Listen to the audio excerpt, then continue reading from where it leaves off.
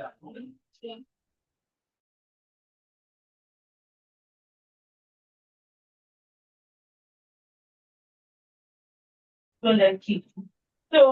President Dr. Good morning. This is Dr. Mujidan, and she will be presenting digital and audio learning tools for sustainable teaching, learning, knowledge, and education. A prescriptive paper. Please let's make her welcome. Before you go on, let me just introduce all the speakers and then start with you. So, second on the list is Sister Dr. Jovita, and she'll be presenting integrated technology and indigenous knowledge for transformational learning.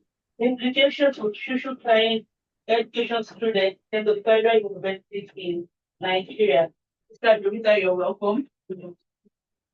Then our third presenter is presenting online, and Mr. Humphrey Peter will present on the role of digital technology in improving adult education and its challenges in Nigeria. And there's a fourth speaker for the day for this morning's lecture.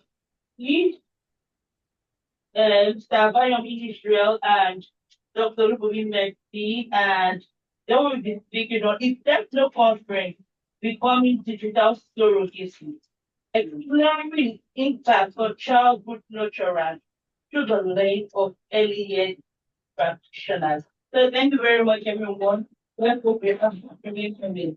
Dr. Mujibaya, every speaker has 15 minutes, and then after one presented, we have 80 minutes each to discuss question and answer questions. Thank you. Good morning, everybody. Thank you for having me. This is the first slide. She already introduced my paper, so I'll go straight to the abstract, which I will read and speak to the rest of the paper. This paper explores the growing trends of digitized and audio and learning in contemporary research, learning, and society. As technology advances and digital platforms become more accessible, food of knowledge and business a digital shift to focus on the popularity and examination of both digitized and audio content across various media forms.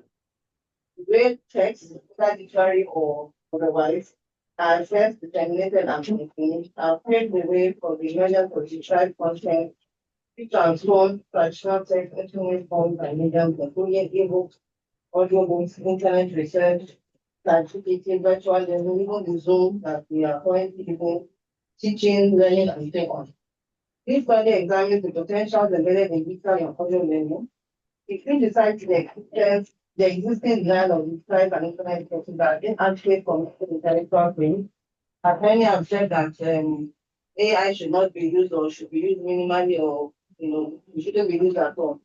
It criticizes the existing denial, and as a prescriptive study, the paper employs qualitative research method and employs documentary observation as instruments for data collection through scrutiny of various research of works of research conducted in digital sources in comparison to research done during traditional sources or reading physical library sources. This paper maintains that due to media technology and artificial intelligence, science and e-learning is becoming more popular, faster, and contemporary among scholars and students. This paper concludes that there is a need to begin to acknowledge digitized learning and teaching as a tool to educational sustainable development. So what am I saying in all this English translation? What do we understand by sustainable development and sustainable growth? I'm sure some of us know it, which means that we're looking for a life or a system in which whatever we are doing right now or in the future, please next slide, is sustainable. It's good for the environment, it's good for the soul, it's good for the human consumption, etc. So what are we next slide? So what am I saying? Most of us here have laptops. Most of us did most of this research and what we're doing, including some of these things that we are showing online as e-form. Somebody is carrying a book. Even our LSA is already online. So it means that any digital content is already here to play. Not something we can put behind us, not something we can wish away. So how do we now use this? How do we use this to educate ourselves? How do we move along so that One is that we are safe in the use of this organizational tool as a learning tool, and we are thinking of sustaining our development and sustaining it without causing any harm to ourselves. Next point. And so that is why I came up with the fact that digitalization and sustainable development have to go hand in hand. How do we use both in order to have a future that is sustainable, that is impactful, and it is good for both the those of us using the instruments and instruments itself. Next slide. So at this point, I will be sharing. I want us to look at this video, especially because we're talking about indigenous language, and then think about it a bit. I hope we are all seeing. I'll not be brief about it a bit. You can bring it. You can bring it. The audience will see, but those online will see. The audience will only see this hand.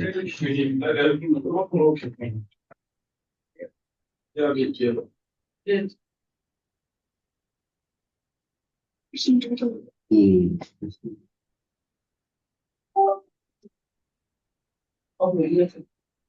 Okay, Yeah, it is.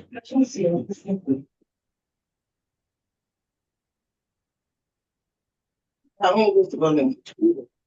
Let's stop and start it. Bluetooth. Waiting for connection.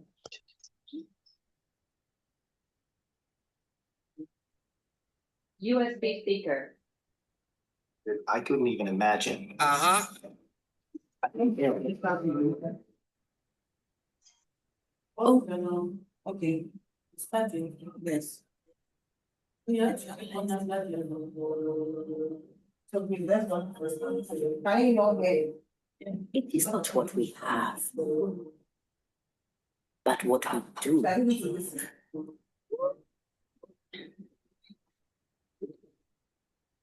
Let's go.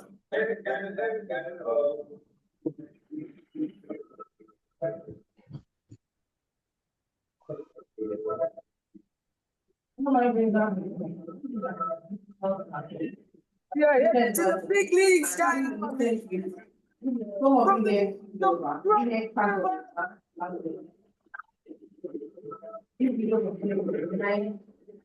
You are a disgrace to your name, Cheeto. To be out there making them pay.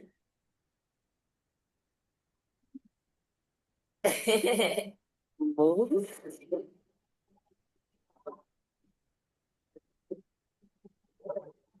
I don't know if that's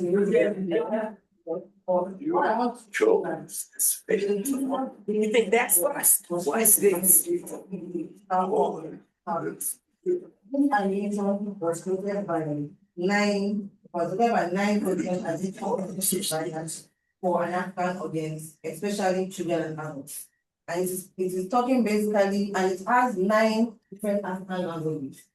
Yeah, there's Hausa, there's Swahili, there's Zimbabwe, there's Yoruba, and all of this is presented in these formats. So if you're able to watch this, you'll not only be teaching whoever is watching, whether it's the African audience or the European audience, you'll not only be teaching them the language of which has been spoken, you can see there's also English in this particular animation, and it is all about the African culture. If you watch this video, it talks, you see where the cows in this video are not milk. It's a futuristic look of Africa.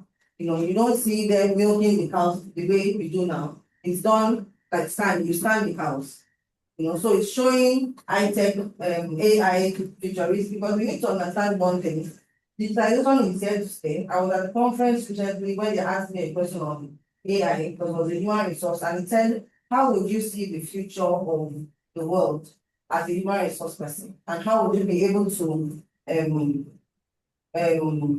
manage the world as a human resource person? And I said, I see the world as a combination of various human adaptations. AI as the world is a human adaptation, we agree. Yes. The robots are human, because these were made from the human brain. So all these various adaptations, when I speak to you, maybe another 10 years, I will not be here. I will just play, you will see me, or you might not see me. And it might just be the AI that will have my voice. Might be a robot teaching you or giving this conference. And all of us are, and I have students that will be robots that will sit in this class. So that's the world we're in. And you cannot teach a robot a language they don't understand. you teach it the robot language, you teach it the way, and then the human needs to also, because the robot is an adaptation of the human. And so you have to teach in the language the three of them you understand. Am I getting somewhere? Yes. So that is why it is necessary. And for sustainable development, this is the only way we can sustain, but the world is not coming short. The world is going higher. I will show that as we go. This is another thing. I'm sorry. God's fly. I've seen men build weapons that I couldn't even imagine. Uh-huh. I've seen aliens Oh, drop from the sky, yeah. Yeah. but I haven't seen anything like this. Number 29. Oh, yeah. Let's go.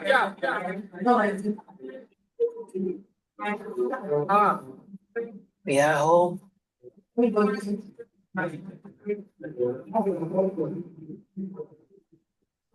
My son, it is your time. Don't even have respect in without jail. Okay, so, let me know. So it's child learning and African identity. Enter Bluetooth. Waiting for connection. So what have I been saying? One of the things I'm trying to say is that digitization is what I've been told new, but it's not really new. But the accessing, the understanding, the learning of digitalization is especially what we call US of literature. It's very new here in the global north and in the global south.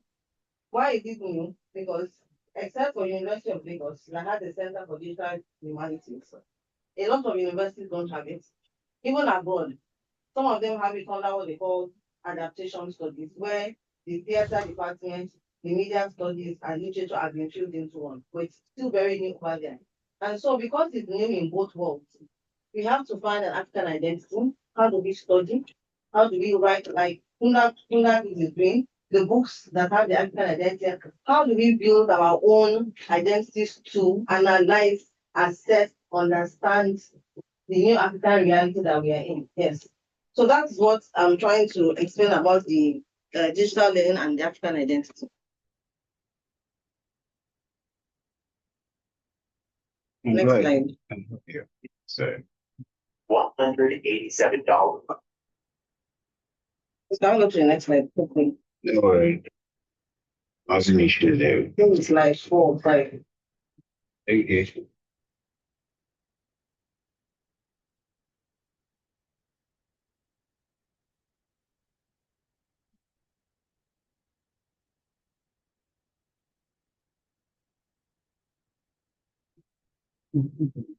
I'm already concluding. Okay.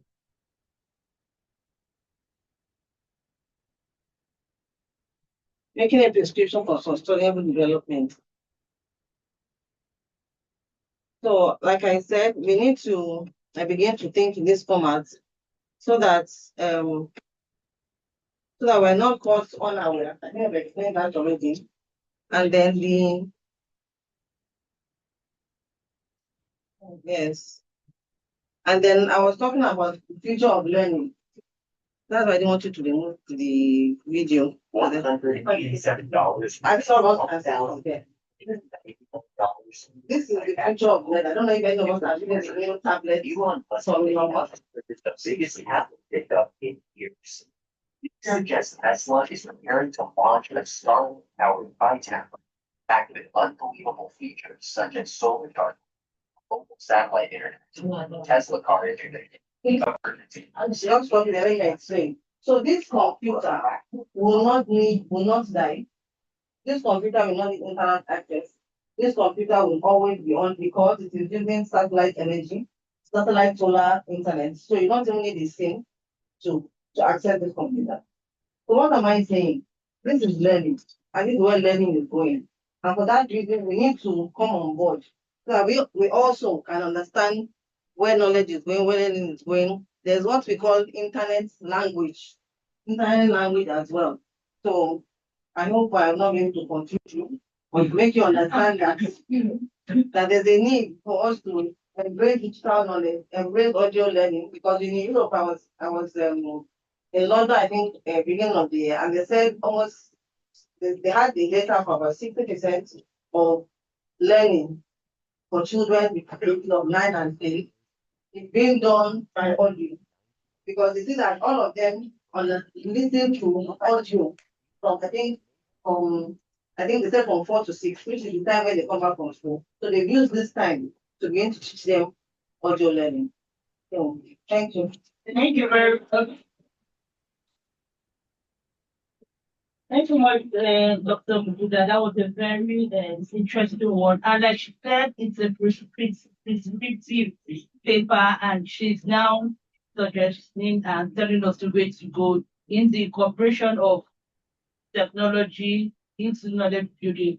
However, I know some of us have questions, so let's note them down. Like one of the things I had to say was that when they're training these learning models, training this AI and go, how much information are they getting from Africa? How are we going to be fighting AI bias? How are we going to be fighting that lack of knowledge? And they want to put everything in cloud storage. You say it's digital learning. What that happens when the systems go down? What happens when the cloud storage and everything just goes down and then maybe like 3, 4 hours? I know there was a time that even WhatsApp was down for an hour and everybody was panicking all over the world. So what happens when you cannot access your Google Drive anymore? You cannot, even for your apps, if you have an issue with your cloud storage, there's nothing you can do. So are we not putting so much power in the hands of this tech? And what is the place of humans? Humans as human, because the time robots replace you in the next conference, I will not see you. So okay, so what is the place of humans in all of this? How do we not get to a life that humans are not sidetracked and the robots not do everything for us? Thank you very much. So let's continue with the second speaker. And we have MS on introducing technology. So let's hear. Yeah, the next best. Yes. All right. Morning, all.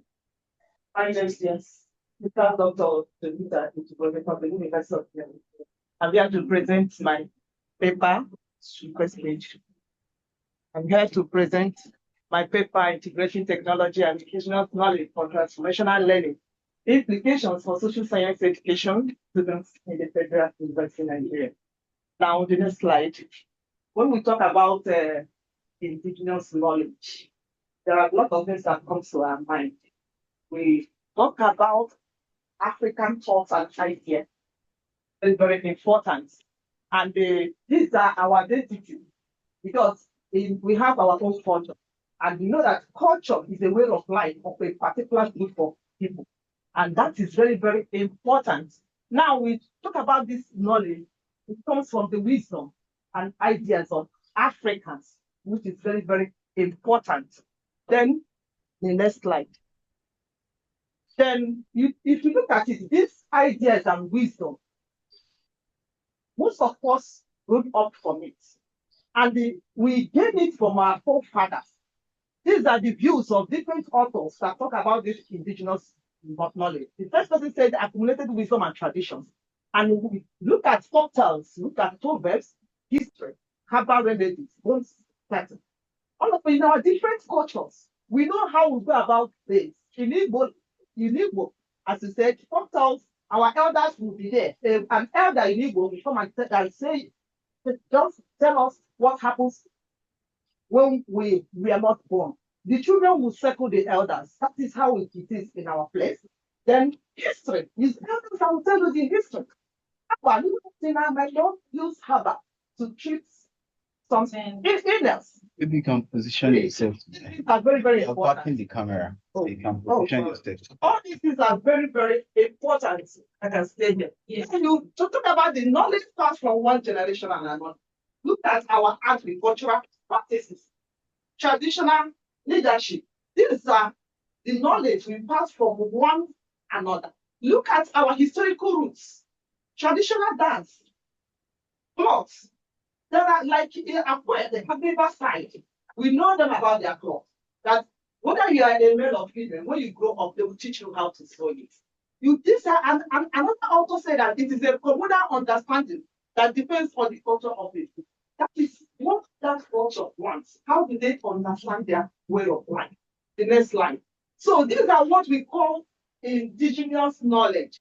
And when we talk about integrating technology in teaching and learning, it has a lot of things.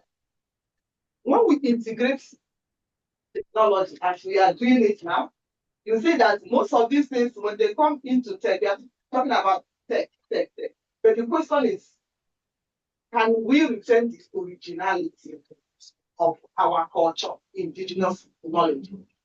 And also say that it is technological, that technology changes our thinking. And I ask a question, positive or negative? All of us know that when you integrate technology in anything you are doing, there must be a change. But the question is, what kind of change are we trying to expect? Are we expecting positive change or negative change? We will still come to that. Next slide. Then we talk about transformational learning. Because what I'm saying is that the major variables in this work is what I want to explain. Transformational learning emphasizes that critical thinking. I said it's critical thinking, self-reflection, and reshaping of academic activity. Any changes, anything you learn, like when you learn something, there should be transformation. We are here, we are educated. Education brings transformation. And when you have gone through the school processes we're supposed to go, and you are not transformed, that means education did not pass through you. All of us know that that thing is really true. Then what kind of transformation do we expect when we integrate technology and our indigenous knowledge? That thing is very, very important. That is why the Berger said that transformational learning is a way of changing learners' perspective of learning. Next slide. So now the problem statement, I want to justify this one. There are two things that came to my mind that made me to work on this paper. The first one is our culture, which is embedded in we call it indigenous knowledge, originality of our cultural identity. How we fit. Now technology has come to see. Another one is education, formal education. You know, for us to know about technology, because of formal education, we have engaged ourselves in one way or the other. Then transformation of education due to rapid advancement of technology. This is a problem. How do we balance the two? Because as we are here, we are integrating tech in one way or the other, in whatever we are doing. How do we keep the originality of our cultural in the next slide? The objectives of this study is awareness of indigenous knowledge among social science education students, because these are the group of participants I want to use for this work.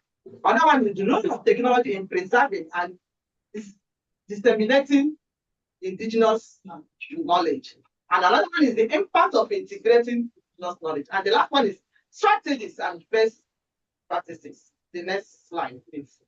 Then the theory, there are two theories that anchor this study. The first one is the constructivist theory, which believes that a learner should construct new knowledge based on the existing one. Because when you are bringing tech from integrating indigenous knowledge, the learner is supposed to, construct a new idea from it, not to copy it the way it is. So that's why this theory said that the pure knowledge is very, very important. When we learn about tech, how can we construct the idea, the meaningful idea, meaningful learning, which will help us to adapt in our environment? Because we have said that technology has come to stay and it's within us. Then another theory is transformational learning theory. This theory talks about when you have engaged yourself in education, there should be transformation, which will bring a better development. The next slide, please. Methodology.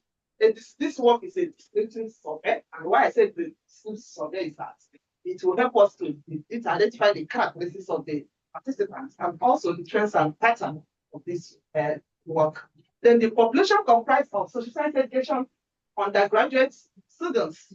Proposed sampling technique was used to employ the 34 students for this study. Then I used mixed method design. Why I said that this method is that I want to method of data collection, questionnaire and the focus group. Reason, because it will help me to bring out the validity of the result and also to identify the contradictions between the two results. Then, in quantitative data, I use SPSS to analyze it. Then the focus group, I use Maxon 2020 to analyze the outcome of the focus group. The next slide, please. Then this is the results I got from after the analysis. On the awareness, students prove that they are aware about indigenous knowledge. If you look at it, let me see it clearly in the graph. Okay, the graph, 47%, I think it is. It's the way it's 47% believe that they are very, very familiar with it. Then when you look at, that is the highest score here. Then when you look at the key sources of indigenous knowledge, the highest is 84.8, elders and community members. Students believe that the key sources of indigenous knowledge they know, the ones they are aware of, is from elders and community members. And you see that our books, digital platform, and others, their scores are very low. The next slide. Then this is the result from the focus group. These people identify the kind of indigenous knowledge they do. Marriage rights, and Salah traditional food. We respect our deity. We have Eze. We folktales. This one said folktales are no longer in existence. So the next slide. Then technology.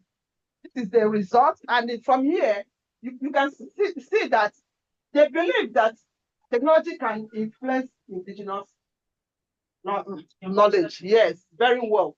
Then the tools, the highest tools I have here is social media platform. So they believe that through social media platform, that is where they can get the knowledge of indigenous knowledge. The next slide. Then I asked them whether the assessment of indigenous, how do they assess it? From the result, 50% only say they assess it occasionally. Others are very low scores. The next slide. The next slide. Then when you come to the focus group discussion, technology that they believe that they use YouTube, Facebook, digital museum, because one of them said that there is digital museum in Enugu State that help them to know all these indigenous knowledge and traditional activities. Then there is documented Igbo history online. These students, this is what they have already seen and observed. Then people learn through internet. The next slide. The next slide. Okay, now when you talk about the impact, now almost 64%, 64.7 agree that they have a great impact in it when you integrate technology with indigenous knowledge. The next slide. Then when you come to the focus group, you see the views of many of them. One of them said that people living outside their country learn through online. Then you see on the negative side of it, people in my village who live outside feel reluctant to come home because they can view it online. So this student said that sometimes they will not display exactly how the culture is. This is what we have been talking about, the originality. See, this person has viewed it online and knew that this is not the original culture that she knows. Then technology helps us to have an idea of other people's culture. This is another thing the study reviewed, because you may not go there, but you have already known the culture. Then we have a loss of identity because people fake ideas. This person said that some of the indigenous knowledge or culture people post online, social media, they fake it. So that is it. Then some factors are online, like radio, television, and it will deprive some people of going home and listening to them. The next one. Now, this is the last one, strategies. Now, I have 61.8. They said that incorporating indigenous knowledge in digital curricula in school, that is the only way it can help. Other ones, the next one is encouraging partnership between communities and educational institutions, which is that we need to work hard How are we going to incorporate this indigenous knowledge, our culture, in curriculum? Bring it exactly the way it should be, so that the students will learn it from school instead of learning it online. The next one. So this is the outcome from the focus group. Proper research. Parents should teach their children the knowledge, community involvement. The government should update the curriculum. See, this is in connection with what we have found in the quantitative results. Then parents should form the habit of taking their children home to enable them to participate in the cultural activity home.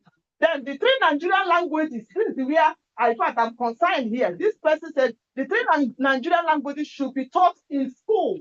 Before it was like that, because when I was in secondary school, they taught us Igbo, Hausa, and Yoruba. Then it's very, very important. That means we need to, we need to organize, upgrade, reform our curriculum. The last one. But in conclusion, you have seen the results, you have seen the views of other people and focus, and we know that technology has already come to. We need to work hard. How are we going to humanize technology? Because myself, I didn't believe that they can do the work I'm supposed to do. I don't believe it. Rather, I will discipline technology. Thank you very much. So please let's note down our questions, observations, and comments. Before we call on the certificant, that was a very interesting presentation. Well, I would say that perhaps we need to choose, because sometimes, like you said, when something goes through the technology, it cannot come out in the original form anymore. And the medium also determines the content. So let's remember that this indigenous knowledge were translated in the beginning from, they were really oral sources and were told over and over. In fact, in the retelling of this story, started having energetic colorations, started having distaces and additions and all of that. And that's why one particular story, you have many versions of it. So by the time we are now putting it and incorporating into digital use, I think the advantage that technology gives us is that it gives us a wider reach, can go far. But maintaining that originality, that's where cultural people, like you said, community leaders, cultural historians, that's where they come in. And that is the beauty of this. That's why I like LSE, because right here now we have some historians here, we have educationists here, we have creative artists here. You cannot see how we cannot collaborate, because it cannot be done by one person. So if I come as a digital, as a tech person, and you come as a educational psychologist, you have to ensure that learning can take place in whatsoever system I build. The cultural historian has to ensure that that thing is really culturally relevant and original. And that's exactly works. So let's ask. I think Mr. Peter Humphrey, are you ready for your presentation? Yes, yes. Good morning, everyone. Thank you very much, sir. So you have the floor now. Your time starts now. Okay. Good morning, everyone, all the panelists, all the presenters present in the house. My name is Akuje Humphrey Peter. I want to share with us the paper titled The Role of Digital Technology in Improving Adult Education and Its Challenges in Nigeria. Adult education is a program you offer in different universities, state universities in Nigeria. And the reason behind the provisions of this program by the federal government to be offered as a professional program is that we have what is called culture. Nigeria is one of the widest country that have different types of culture in Africa. And the reason for the adult education is to process or remove a barrier or constraint that prevent each adult or youth from realizing their potential, their full potential. The National Policy on Education 1977, revised in 6th edition 2014, outlined that it is education for the youth and the adults outside the formal school setting of education. So the policy lists the following objective of adult education Act to provide functional and remedial education for those young people who prematurely drop out of the formal school system. To provide functional literacy education for adults who have never known about any formal education. And these are two of those reasons why adult education has been established. Now, the federal government knows vividly the culture of the country. And it now says, okay, the world is moving globally. It's a global community using what is called digital technology. And before the advent of digital technology, the lecturing method, the discussion method, demonstration method are the traditional way of facilitating learning in adult education program. So how can we, now the gap we want to cover, how can we incorporate this, the traditional way of learning and the reason for the adult education program in different universities of states or schools in Nigeria? How can we incorporate them so that there can be impact and parcel of the global market? Now, this study has three objectives. One, role of improving adult education. Two, benefits of improving adult education, and what are the challenges that the schools, the federal schools or the schools in Nigeria face in establishing this digital technology in different departments or programs in adult education in Nigeria. Now, the theoretical framework used in this research is known as Technology Acceptance Model. This TAM explains how users form attitude and intention toward using technology, ultimately influencing their adoption's behavior. TAM, that is Technology Acceptance Model, is suitable for this research because it focuses on users' acceptance, that is emphasizing the importance of understanding users' perceptions and attitudes toward digital technology, crucial in context of adult education in Nigeria. The role of digital technology in adult education. There are different functions played by digital technology in adult education program. There are many, but I'm going to mention a few because of time. One, personalization of learning experience.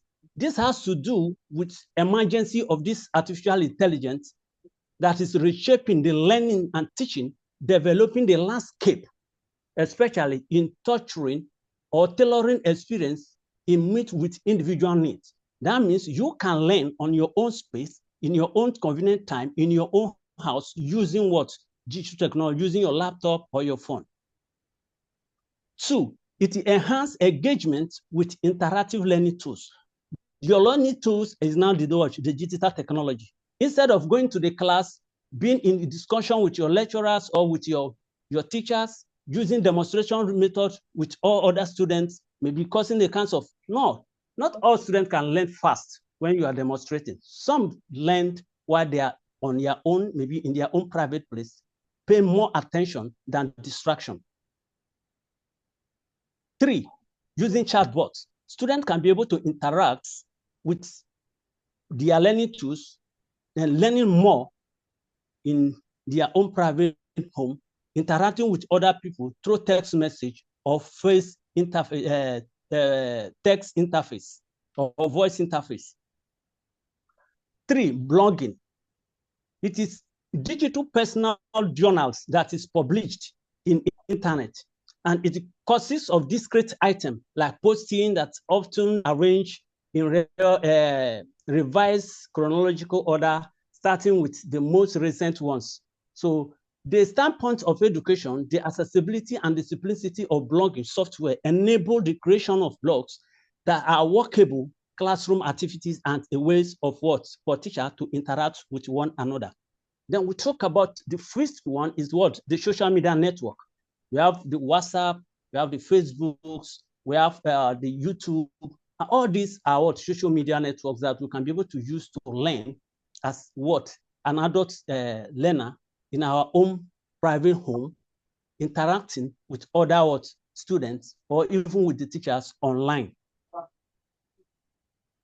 We have skytyping. In 2003, skytyping technology has been provided free videos and phone conferences that the way we are doing conferences services, but many schools at the time lacked the webcams and the high speeds connectivity required for what? Video corresponding. But as the technology infrastructure improved, skytype underwent changes and teachers were what? Pushed harder to discover new ways of engage their pupils in learning. So that's the improvement of what? Digital technology in adult education. Other is podcasting, e-learning that using social media learning online. Now, what are the challenges in implementing or installing this digital technology in adult education programs? There are many challenges encountered when installing this digital technology in Nigeria educational system. One of them is non-use of multimedia for meaningful vocational and science subjects in what? In adult education. Now, in science, we look critically in adult education, is more probably offered in art subjects, not practically in what? Science subjects. So that reduces the contribution to the development of technical empowerment. Two, lack of supervision. There's no supervision or there's more poor monitoring or supervision of adult education program in Nigeria relevant to what? Ministries. Three, functioning, funding and budgeting. There's a low funding or budgeting towards the function or the special functions of adult education program in different universities or institutions in Nigeria. The fourth one is political influence. Nigeria is a democratic society whereby we have different politicians trying to be in position or trying to be in power, and they offer contracts. The fund meant for digital technology for a particular school might be divided or might be divided. Potential cannot be what? Achieved by the federal government. So that's political influence. The fifth one is what? Lack of infrastructure. Buildings, digital buildings or library for the adult students to go and learn at their own space of time or getting information to be in line with the global market. So that is the fifth problem. Then the sixth one is limited access to what? Device. You can go to what? The different universities in Nigeria and you find out that there are few system working, gadgets working there, and there are others that are not working because of what? There's no maintenance and there is no repair. If they have been broke down, there is no repair. You see them, some of are not working. That's why you find out that you go to go and write exams online and you need to use the school digital infrastructure. You find out that you go badge in badge. Sorry, you have badge 2 A, minutes. badge B, because of what? Mr. Peter. Mr. Peter, you have just Yes, 2 sir. minutes to round up, please. Okay, sir. Lack of maintenance and support, lack of digital literacy, data scarcity. Now, the benefit of using this digital technology in adult education is that it provides wider access to education. It ensures equity and equality of opportunities in education. It provides flexible but qualitative education. 4, it helps policymakers in formulating and executions of educational policy, which will include in nature to bridge the gap in education system. Now, what are the recommendations? What are the solutions that we can be able to use to combat this problem so that the traditional way of facilitating learning and the reason for the implementation of adult education can come in alignment with the global world? Now, one is that the government of Nigeria should provide a computerized or a digital library for accessibility of information. 2, government should tackle the problem of power failure by installing UPS, that is uninterrupted power supply device, ensures steady use of what? Electricity. Academic adult education should be make sure that they are computer literate in order to what? To meet with the global technologies. Various bodies running adult education program should organize training of adequate and qualified personnel and instructors from time to time to keep abreast with the technological development. Thank you. Thank you very much. Hello? Thank you very much, Mr. Producer. And you ended right on time. That was a very good presentation. So we take down questions and comments for you. And like we know, we cannot talk about digital technology without talking about infrastructural development. I don't think we will be able to have it present online if we do not have power. Something as big as power. Even internet, we are still struggling with internet, even right here. It's almost impossible to download 2 MB pictures, and then you want to do an online course, maybe you want to do an MB online. So then like there, I wonder when Africa is going to catch up with the Western world. Because even just something as simple as a game, if you're playing a game with somebody in the USA, before it is delivered from your end, the other person has gone and got their high speed internet compared to what we are doing. So that's what's that. So what's bigger for the day has a very interesting topic. So I invite Mr. Bayomi Olaofe to come and with his paper. Thank you very much.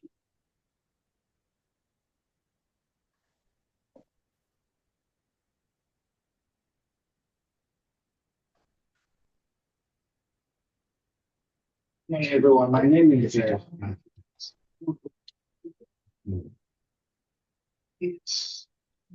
Oh, you sit down. okay.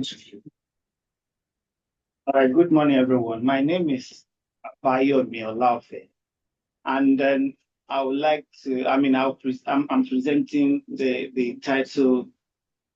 The title of my paper is Technoference Becoming Digital Surrogacy? Exploring its impact on childhood nurturance through the lens of early years practitioners. Basically, the reason why I delved, or let me say why we delved into this topic is because, we've been having discussions around the rationale that, yes, we've introduced technology into our homes, not just into our homes, in terms of child nurturers. How do we nurture children or learners with the use of technology? And so, it became very worrisome that the concept technoference is actually a combination of technology and influence. And so we are now saying that techference is not just that technology is influencing the way we, it's not just influencing the way we nurture children, it's actually impacting, that parent-child relationship negatively. And so that's the basis of the construct techference. So then we then began to talk about why, because we have prevalence of the use of technology in our homes, in our schools, then there is something that we are trying, we are doing to the way we nurture children in the traditional way that is no more there or is being negatively impacted. And that was what resulted to why I started discussing with some of my colleagues on what we call digital surrogacy, that we are now entrusting child nurturers to technology, that when parents are even at home now, we can give tech gadgets to our children so that they don't disturb us. They can fondle and play with technological products. And then we are not even talking about how can we creatively use this to nurture children or to nurture our learners even in schools. And so, because in fact, when I was conducting this, this research, I spoke with one of my colleagues that was saying that before I was giving I usually give my phone to, a phone to my child at home. And when he gets to school, it's all about talking about what he had seen on the internet in classrooms. So she had to withdraw, the cell phone from him. So, this research tries to answer some basic questions. What is technofriend? What is digital surrogacy in child care and nurturance? And then what is the perspective of early years teachers on the issues of digital surrogacy? And also we then begin to question the rationale that is technofriends also digital surrogacy in child care and nurturance. And so basically, what I've said before, I'm trying to reiterate it, that techference is basically talking about tech distraction that affects parenting. And also that techference is basically that children turn to screen. And also that it may be that, the wider use, the wider impact, it may have wider impact on mental health of children. But then for digital surrogacy, we're saying that technology as a caregiver, we are basically giving child care into the hands, or we are entrusting it into the hands of technological products, or that we are not getting the benefits of setting boundaries. We don't even care in setting boundaries in the way we use tech gadgets to raise our children. And so we're not also talking about the challenges that may come afterwards when we incorporate the use of technological gadgets in our homes. So techference and digital surrogacy, what early years teachers think. So to answer this question, a 10-item 4-point Likert scale response questionnaire was adopted, developed, and validated, which yielded reliability coefficient score of 87.9 alpha level using Crobach Alpha. I'm not sure that's what that slide is showing. So basically, the next slide is showing the items the items that was used in the instruments to test if actually techference is also digital surrogacy. And so this is the result that, if you see anything in blue, it's saying that that's the level of agreement that actually techference is digital surrogacy. And the red bar is showing strongly agree that yes, early years teachers think that techference is becoming digital surrogacy. So the chart bar, the bar chart shows that and shows the acceptance and rejection rate of early years teachers that techference is digital surrogacy with acceptance rate of 81.4% and rejection rate of 18.6%. Basically, the larger percentage of early years teachers think that yes, that technology, techference, which is the negative side of incorporating technology into child nurturance, is actually digital surrogacy, that we are handing over our children into the hands of technology. So then, afterwards, with the rich literature that is in existence about the influence of technology in child care, child nurturance, and parenting, we then propose that with the incorporation of the quantitative data that was collected, that yes, we can say that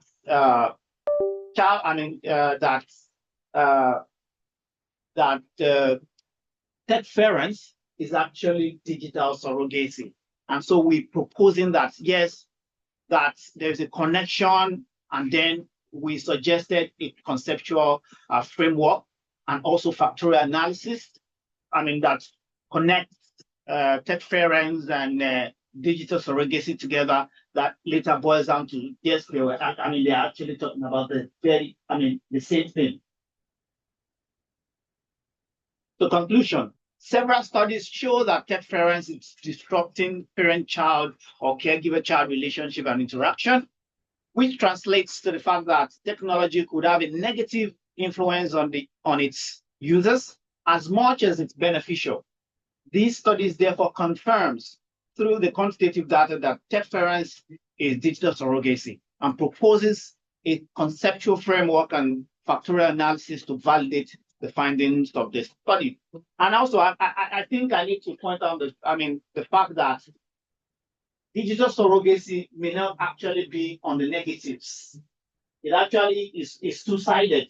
That if you actually are entrusting the, child nurturance into the hands of technology, you can actually regulate the usage. And that's where screen time usage now comes in. That, okay, for a child of 0 to 1, you are not expected to use the screen, a gadget at all, or watch anything, on the internet at all, because of the age. So these are some of the regulations that we should incorporate that can actually talk about the positive side of digital surrogacy. That if it's not all negative, there is this positive side that, it comes with you regulating the usage, and also the negative side, totally entrusting the child child nurturance into the hands of technology. Thank you. Thank you very much, Jaban, for a very interesting paper and a very timely one, especially in early childhood education, because it's almost a norm now that almost all of our children, we all know nieces and nephews and kids that have tablets. And once they start crying, you just give them the tab or you give them the phone. You will see a child of 2. We go to the phone, they know how to go to YouTube, locate it and play what they want to listen to. And he has just said how interference, how technology can interrupt and break that natural bonding and relationship between parents and children. I think, well, that's why we now have screen-free learning resources. Like for us at Conda Kids, a project we're working on right now is called Conda Baby. And we are designing a kind of device. It's not as going to be a device like this small, like iPod, with music, different music that they can just listen to. So they're going to be listening to the music, baby-friendly lullabies, rhymes, ABC, and all of that. There's already one this thing. But we could actually bring the African aspects to it. Yes, so we create African music with the Afrobeat, Amapiano, in 6 different African languages for babies that babies can use without looking at screen. There are parents that do that. Their kids do not watch any kind of screen till they're 5 years old. There are people like that, including TV. Strictly screen-free parents, because they say the screen is making us dollar by the day. There are many of us that if you forget your phone at home for one day, I don't think you'll be able to function. So let me show it open to the house. So do we have comments, questions for the speakers, and date, numbers? Put up your hand. Okay, number 1, number 2, just somebody. We have 1, 3, 4, 5, 6, 7, 8. 9.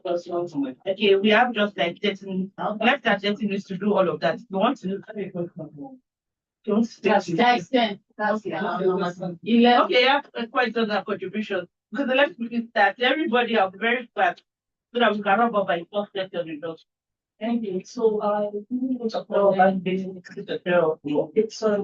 my name is Billy and I lecture at Federal University of Technology. I'm in the field of African literature for the offices, a multidisciplinary conference. So, yes, I've gained so much from these presentations and I want to commend all the presenters. I wouldn't really say that I had a question, but maybe certain line of thoughts I just want all the presenters to, comment on or look into. So, I would like to ask, they say that tech is, this is an age of global digital revolution, tech revolution, and all that. Tech is here to stay and everything like that. And I remember that she was presenting on the fact that in the next 5 years, we don't know if robots will that taking over, things like that. What is the role of African scholars, researchers? What is our role in all of this? Are we, accepting this revolution, accepting it as the norm? Yes, tech has to take over. Or are we doing things that will make the world see that there is need for this to be regulated or controlled, or the aspect of human agency to be preserved in one way or the other? We need to acknowledge the fact that Africa is plagued with digital poverty, lack of infrastructures and policies to regulate how we include tech into our already established indigenous cultures and everything. What is the implication of this for Africa, and what should be, what narrative should we be putting out there? What solutions are we supposed to be providing on the global space? And then I like your presentation, because I was saying myself in your presentation. Yes, we're in the age where your kids are disturbing. You want to work on drafting a paper and things like that. Oh, go to the sitting room and watch cartoon for some time, or take my phone. I just want to be. And indeed, these things are implication on parent health, really relationship. So for we in Africa, where the importance, like Reverend Sister presented, the importance of indigenous structures or familial societal relationships, is very, very significant. What are some of the ways, practical way out? Considering the fact that these realities are things that we need to deal with. Yes, we are also doing research, working, and things like that. So what are practical solutions? Thank you. Thank you very much. Good afternoon. My name is Lucy Kawu. I'm a historian at the University of London. Thank you for your presentations. And what thing I noticed is that you tell us, and you are also telling us about the negative impacts at the same time. So in most cases, struggling to find a standard of the positionality of the researchers. But for Dr. the first presenter, I was concerned with your presentation, and so much that you are from Human Resource Center, and the way you are advocating for this was too concerning and scary for me. When you are showing us the flying planes and everything, the robots and the rest, apart from the human agency like mentioned, I was also, as a human resource person, are you also thinking about our own safety, our own environmental safety, and all this? You are advocating. Are you also thinking about us, the entire thing, our environment, us as a human being?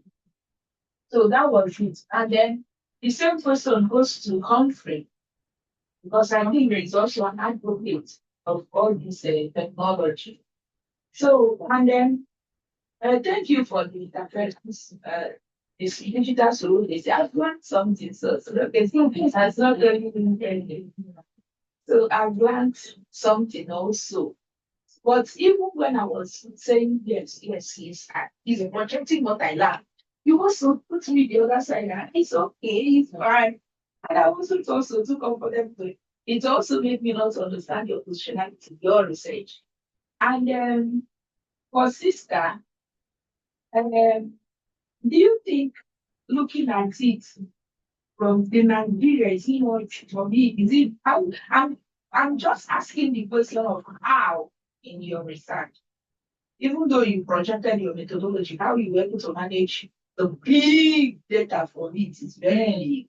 So you can also answer the question of how and why, while also limiting yourself to where.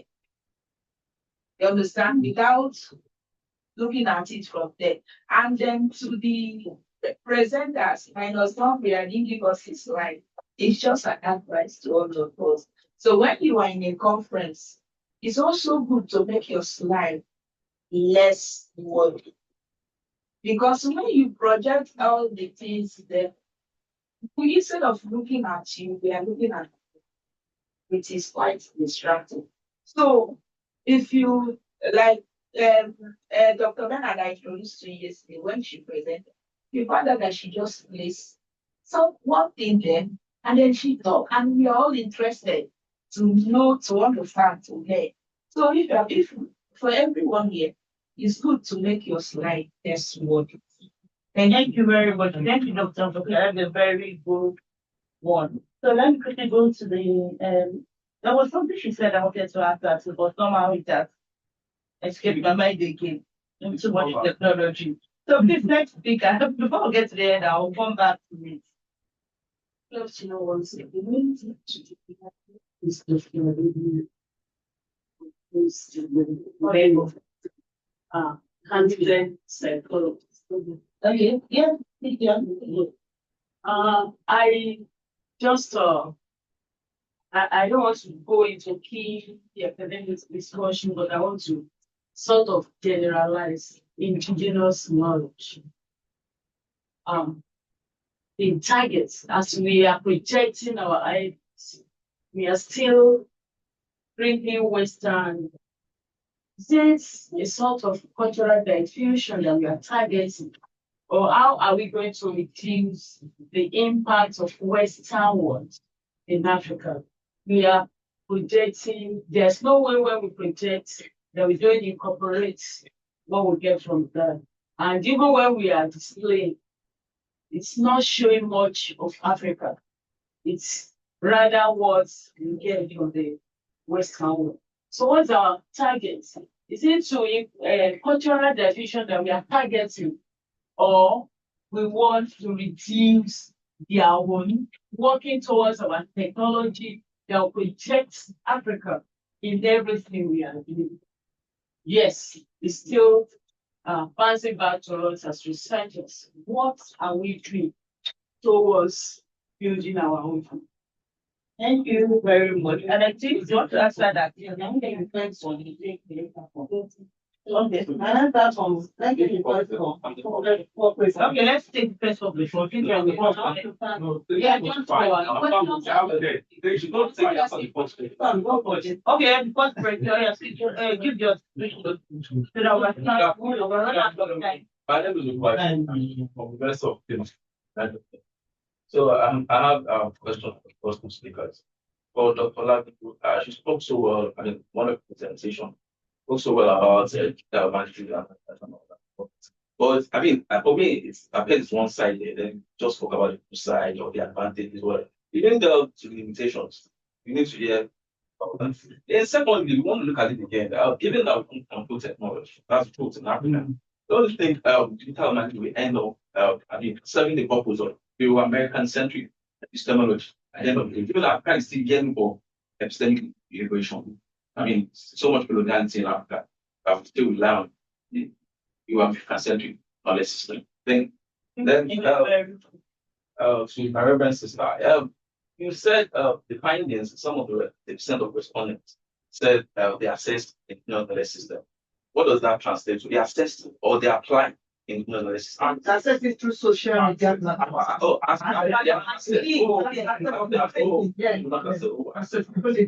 Then secondly, one of the respondents said, which we write knowledge system is probably to teach the three major indigenous languages in school. Away to know. For them to know more about it. That's Nigeria is multilingual society. in Nigeria. I know in Nigerian language, you also and you. Yes, why those languages? It's a multilingual society. Yes. That's it. Before. Sorry, please, we have time to watch. All right. Then secondly, it also applies to religion as well. Like they will teach ARS, they will teach Islamic study. What about Ipan? They teach Ipan now. Yes. There is actually why there's subjects African tradition, but it's not offered in Nigeria, but offered in other other Western Africa? No, no, I'm not Nigeria. Yeah, I'm not Nigeria. It depends. It depends because we don't have teachers. No, we don't have teachers. We have teachers.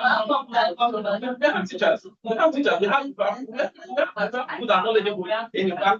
You can't say that as part of the system side. You are killing an individual knowledge system. That's it. In fact, it's an individual knowledge system. And we have to teach it, not just about African traditional religion. We have to teach it as well. That's teaching Islam. We have to teach one out. One out. I'm like, but this guy was going to give arguments because I knew it was not taking this definitely for very quickly. Thank you so much for the question. I'll start with the one on, I think you mentioned something about, I didn't talk about the negatives of limitation. Okay. First of all is, I'm an advocate of tech.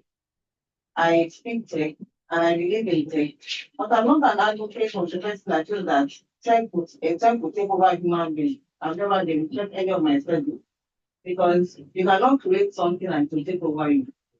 Because like I said, it is a human adaptation. It's mimicking a human being. And even now, we all know that system malfunctions.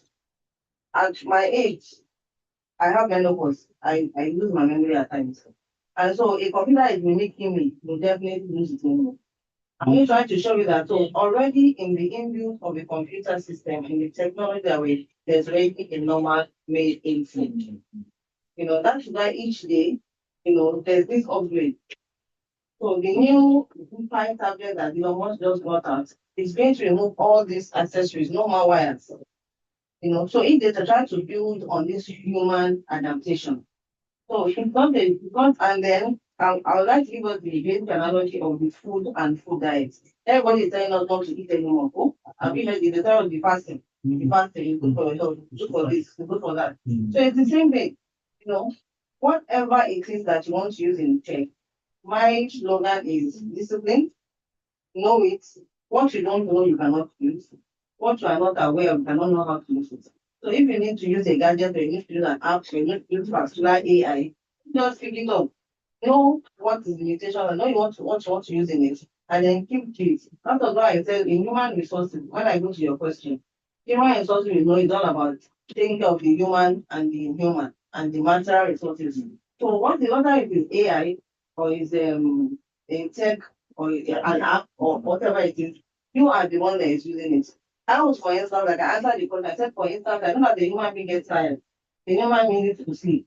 So the place of that sleeping and that silence, I'll use my AI, I'll use my robots. Human will go and sleep. You need to know how to manage it. So don't be afraid, don't be scared. There's nothing to be scared of. You are in control of your gadget. So you created that gadget. Thank you very much. Sure. Then someone talked about, you're going to ask the question about if we put into the AI and something goes into cloud and everything shuts down, WhatsApp shuts down. We have never, I don't think any tech scholar will tell you that there's something called backup. You never go completely into tech. It's an hybrid. You always say hybrid. So you have the analog, you have the digital. So both go either. You cannot collapse your analog. No, we never said that. You cannot collapse an analog. People, I'm still writing book. Yeah. You cannot collapse an analog. It's like, just like the oral traditions. People are doing adaptation, regulation in class, then and give us one. And this thing of mine, and I get that over many centuries of Yoruba culture, for and it's an adaptation in film, in AI now. But it's that tradition, that idea that came from centuries ago, it's still there. I don't know if you get it. That story that you took it from, it's still there. So it's an hybrid. So we continue to work in an hybrid situation, whether we like it. So one may be more than one, but it never collapse any hardware. The analog. So if the digital collapses, the analog, the hardware remains. So it still comes back to humans. So even if we lose all of that, then we still have human beings that we can go back to. So we created it. We have control how we can replicate use it the way nothing for us to be scared. So that means that we should not get that AI. No, because as a human being, there are so many complex things in your life. I think the one was saying, I was saying I went to a different, I said, as tech as I am, my children don't use gadgets like that. So it's all about like food and diet. You diet your lifestyle. I don't give my children phone when I'm busy, they will run. They will Next, run. any other speaker wants to respond? But we have just I want to respond my own. okay, please respond. The first question asked by Dr. Tosin as asking me things I have done in the what of how and how others I know it says how others are able. I think that's what you're asking. No, the how in research is your methodology. That was what I was. My methodology. Yes, I think that I also noted here that both of your study here, this one large. Yes, I use 34 social science education. but you have federal universities in Nigeria. Yes. How many federal Why I use that 34 is that, you know, in my sampling, I said for posting means that there is a package. I choose those. Oh, the criteria. I won't go.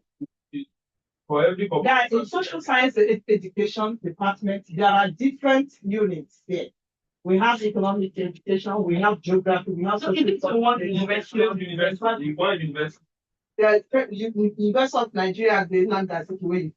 University. Yes, two universities are selected. Okay, you only use two universities. Okay, you use only to you know that because the other thing you say Inside you the are work. doing university. Yes, inside the work.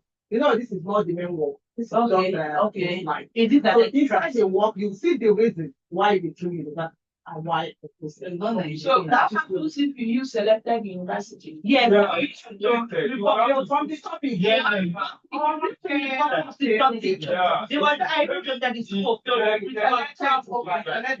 Okay, another person was not listening. That's one question here. Let me answer. Because asking me why the candidate said the Igbo, Yoruba, and Hausa should be incorporated. Yes, yes. Yeah, see, because I told you when I was secondary school, I learned Igbo, Hausa, and then Yoruba. Then during WIAC, they now told us to choose one. To incorporate that, I don't know why they move it. You have to know the country.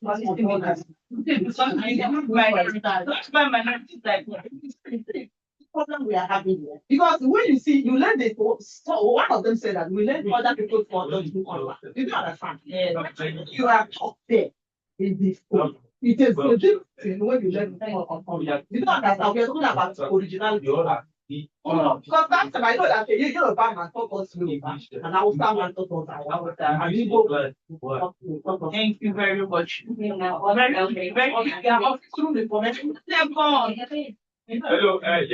thank you for your presentation. But you have clarified some things I wanted to know. First, is that when you study present educational policy in law, particularly as regards to technology, before we had new smart classrooms where everything is going back, everything going to have screens and all. But now, the class. The class and they are going back to paper. They have a lot of reasons they have advanced for that. So the enthusiasm with which you should post the enthusiasm I share our sentiment actually. The enthusiasm with which you presented was considered the best thing after sliced bread. But I appreciate you because you have it's been moderated. If we cannot, and unfortunately with this technique that we talked about, we are allowing the Western people to drive us. They are you see, it's like Africa, we are just trying to be Consuming. We are just okay. But that's what it looks like. Until we sit back and evolve, we have submitted, our leadership of economics of technology to them. And unfortunately, we will not, the development that we want cannot come out of that. That's not. Yeah. But number two is on your study. Is that I don't know because I came in during your presentation. The methodology was not there, the purpose of study, the objective of the study, some of these basic issues. The prescriptive paper was prescribing. You know that research can be recruitive. Yeah. It can be prescriptive. Yeah. So she said about this that she was eager because she's not prescribing that this is a solution she has covered. And that is why that informs her exactly. So you understand now. So yeah, that's all that. Then my friend Technopet, what would you uh you know submit? What would you recommend? Present, you have I said that okay, we are era where technology has come, it's now something we cannot ignore. So what will you recommend that when you are busy as a parent, what will you rather have your children? I'm giving an example. You see, but we are talking about paper now. Those are the things that should be in the world. Okay. Those things should be included, alternative things that maybe a form of an hybrid, something that we also don't forget. You are talking about bonding. Remember, so whatever it is you are submitting must also be an activity that encourage bonds. For Mr. the person online, for the person online, yes, for the person online, I also feel research details were not also captured. It was more like just an essay with the justification, the objectives of study, methodology. Those things were not advanced. And I think, of course, they should reflect. If this is a paper that will be published in a peer review, thank you very much. Next, please. My name is Daniela into Lagos State Business Commission, and I teach currently in Lagos. So I haven't listened to all the presenters. I would like to ask as a teacher, because I know the room is filled with all researchers. So after our research work, it's left to us to pass on what you have researched on. Yeah. What can I would like the three speakers to suggest taking back to the classroom. Because I teach in a public school, and on an average, I teach about 700, 800 students in a session. So how do I, because for instance, I teach literature in English now, expected to watch the movie. This is just the classroom. Yeah, this is just the classroom for 120 students and just the TV screen.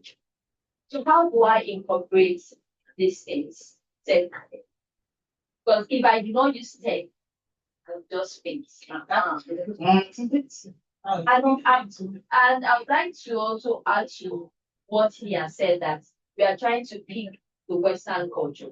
I believe that Africa now, we have the capacity to invent. But right now, we don't have the tools to invent. So the only thing we can do with Western culture is to reinvent it so that we can be able to invent. Yes. For me, I was one of the things I do in my literature is currently I have a YouTube channel. I ask my students, I don't understand, I hope you understand Yoruba and English. So I asked them that for each drama text, you are going to come to class and present it in Igbo, Hausa. That is, and I've seen students coming up, I speak Tapa, can I present in Tapa? And I record them, and I actually post these videos on YouTube. So I would like to ask, what is my take back home? Because most times these are beautiful presentations, but in school, the policies are hard. Thank you very much for that contribution. And that's a very beautiful one. Let me quickly say something. Government policy. In everything you have said here, that we've not mentioned government policy. And first round of you mentioned digital poverty. In the US, all schools have free access to the web app from internet. EdTech apps. This EdTech app is created for the school. You as the teacher, you have done with your classroom. Then your students can access it. I as a researcher, I have to register and create a false school, an American school, to be able to use it.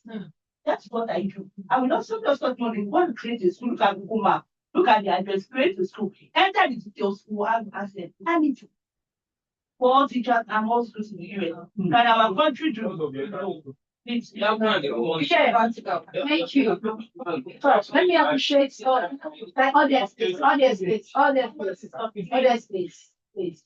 Thank you all the presenters. Very wonderful one. Father, I was craving for this very topic because I'm semi-digital. I thank God for my sister. She has spoken almost my mind, but let me just, for emphasis, say don't go what we're talking about.